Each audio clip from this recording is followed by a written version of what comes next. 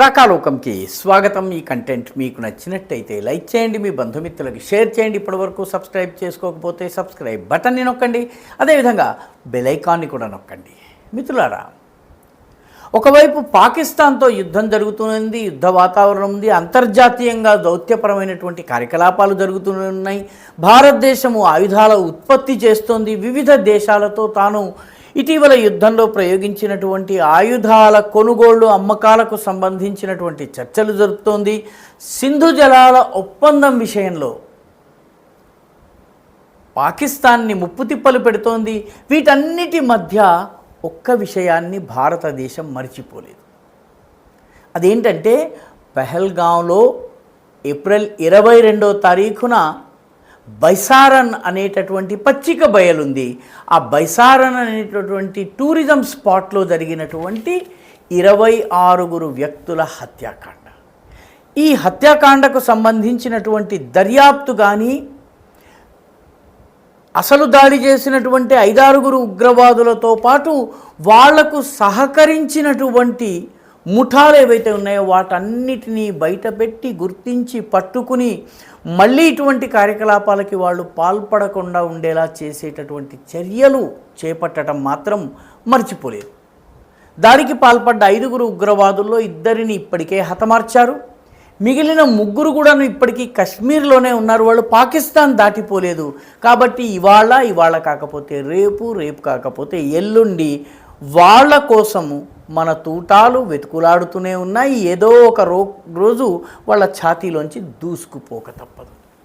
అయితే ఉగ్రవాద కార్యకలాపానికి పాల్పడ్డ 5 మాత్రమే కాదు, వాళ్ళకు సహకరించినటువంటి ఒక పెద్ద నెట్వర్క్ ఉంది. సరిగ్గా ఈ సమయంలో టూరిస్టులు వస్తారు.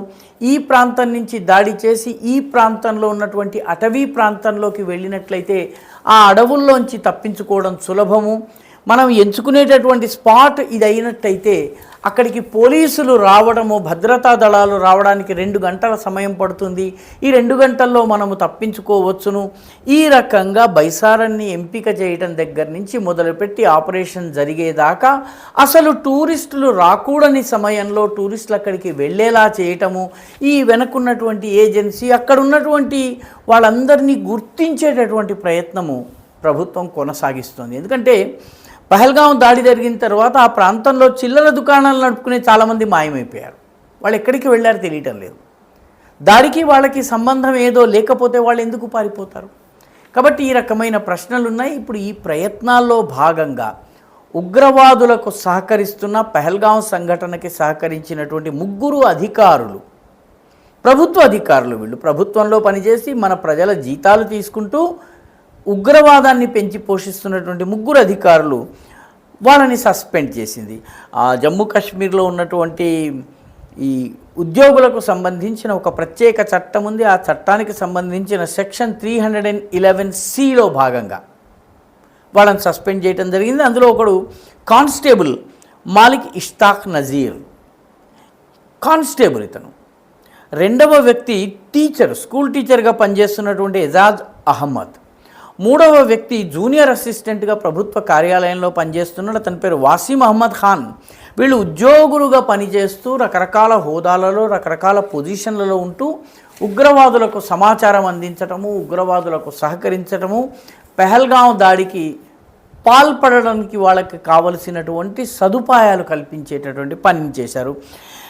మొత్తం మీద ఒక 20 మంది లోకల్స్ సహకరించిన తర్వాతే పహల్గాం ఇన్సిడెంట్ జరిగింది. కాబట్టి ఆ 20 మందిని గుర్తించి వాళ్ళని ప్రశ్నించడం జరుగుతోంది. వాళ్ళందరినీ కూడాను వాళ్ళ నుంచి చాలా వివరాలు రాబట్టడం జరుగుతోంది. ఈ రకంగా పట్టుబడినటువంటి అహ్మద్ మర్గాల్ అనేటటువంటి ప్రభుత్వ ఉద్యోగి come over ground worker come ఉగ్రవాదుల మిత్రుడు.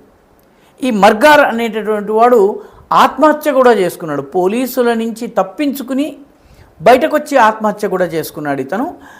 ఈ రకంగా చూసినట్టయితే ఇప్పటికే దేశవ్యాప్తంగా ఉన్నటువంటి అనేక మంది యూట్యూబర్స్, పంజాబ్లో కొందరు, హర్యానాలో కొందరు యూట్యూబర్స్ని, వాళ్లకు సహకరించే వాళ్ళను, ఆర్మీ మూమెంట్స్ని పట్టించే వాళ్ళను, వీళ్ళందరినీ కూడా అరెస్ట్ చేయడం జరిగింది.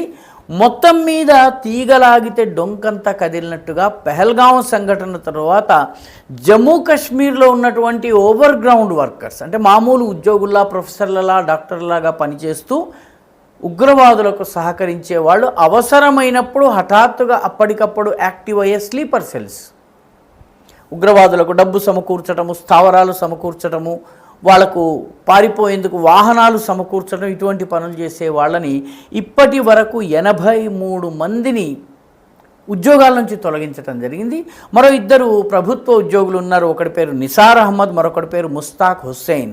వీళ్ళిద్దరిని అరెస్టు చేసి జమ్మూలో ఉన్నటువంటి కోట్ భాల్వాల్ అనేటటువంటి జైల్లో వీళ్ళని ఉంచి వీళ్ళని విచారించడం జరుగుతోంది. మొత్తం మీద పెహల్గాం సంఘటన జరపడం ద్వారా పాకిస్తాన్ ఏదో సాధించాలనుకుంది బొక్కబోర్లా పడింది. తన యొక్క యుద్ధ పాఠవము, తన యొక్క సైనిక సామర్థ్యం కానీ, తన దగ్గర ఉన్న వనరులు కానీ ఎందుకు పనికిరావన్నటువంటి విషయాన్ని ప్రపంచానికి బాకా ఊది మరీ చెప్పడమే కాదు, ఉగ్రవాదానికి పహల్గాంకి పాల్పడడం వల్ల మొత్తము ఓవర్ గ్రౌండ్ యాక్టివిస్టుల నెట్వర్క్ మొత్తం బయటపడింది.